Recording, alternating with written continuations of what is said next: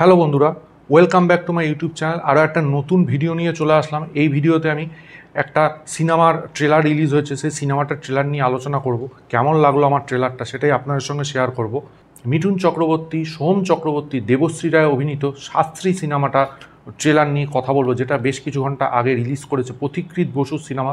এই সিনেমাটাও কিন্তু পুজোয় রিলিজ হবে। টেক্কা এবং বহুরূপীর সঙ্গে টক্কর দেবে কি না সেটাই এই ভিডিওর মধ্যে আলোচনা করব। দেখুন, মিঠুন চক্রবর্তী যেখানে আছে সেই সিনেমার কিন্তু একটা অন্য লেভেলের ক্রেজ পাবলিকের মধ্যে থাকবেই, সেটাই স্বাভাবিক। কারণ মিঠুন চক্রবর্তীর একটা নিজস্ব অরা আছে, নিজস্ব একটা ফ্যান ফলোয়িং আছে। এত বছর ধরে তিনি ইন্ডিয়ান ফিল্ম ইন্ডাস্ট্রিতে রাজ করে গেছেন, সেই একটা ক্ষমতা তার মধ্যে আছেই। এবং সেই জন্যই হয়তো মেকার্সরা মিঠুন চক্রবর্তীকে এই সিনেমার প্রধান মুখ করেছেন। শাস্তি সিনেমাটার কিন্তু মেন লিড কিন্তু মিঠুন চক্রবর্তী, ঠিক আছে। এই ট্রেলারটা দেখে আমার যেটা মনে হয়েছে, এই সিনেমাটা কিন্তু পুজোয় টেক্কা এবং বহুরূপীকে ভালোভাবে টক্কর দেওয়ার মতো একটা ক্যাপাবিলিটি রাখছে। এবং এই যে সিনেমাটা, এই সিনেমাটা কিন্তু একটা অন্য ধরনের সিনেমা, অন্য গল্পের একটা সিনেমা।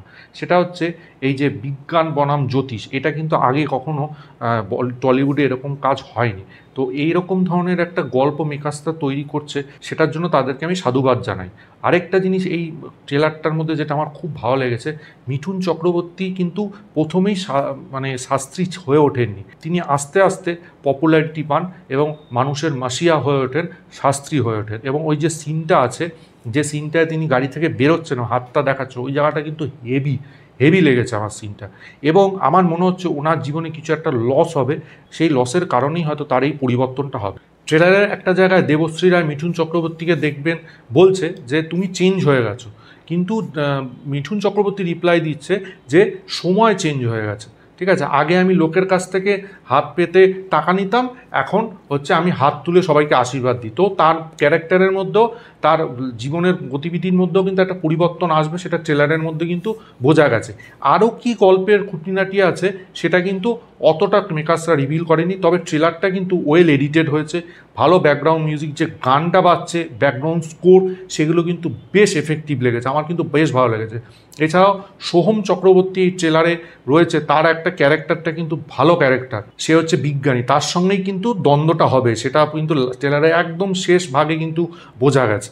তো এটা কিন্তু বেশ অন্যরকম হবে, মিঠুন ভার্সেস সোহম, এটা কিন্তু একটা অন্য লেভেলের টাসেল হবে বলে মনে হচ্ছে।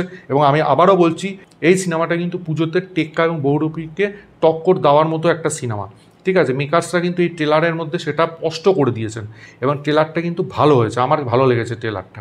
আর মিঠুন চক্রবর্তী যেখানে আছেন, সেই সিনেমার ক্রেজ কিন্তু থাকবে, দর্শক সেই সিনেমা দেখতে আসবে। এবং অন্য ধরনের একটা গল্প, নিত্য নতুন একটা গল্প, ঠিক আছে। সেই জন্য এই ট্রেলারটা কিন্তু আমার ভালো লেগেছে। দেখা যায় মুক্তি পেলে সিনেমাটা কেমন বক্স অফিস কালেকশন করে, দর্শকদের এই সিনেমাটা পছন্দ হয় কিনা সেটা তো সময় বলবে। আপনাদের এই ট্রেলারটা কেমন লাগলো অবশ্যই কমেন্ট বক্সে জানাবেন। ভিডিওটা ভালো লাগলে লাইক করুন, শেয়ার করুন, চ্যানেলটা অবশ্যই সাবস্ক্রাইব করুন, পাশে থাকা বেল আইকনটা ক্লিক করে অল করে দিন পরবর্তী নতুন কোনো আপডেটসের জন্য। ততক্ষণের জন্য গুড বাই বন্ধুরা।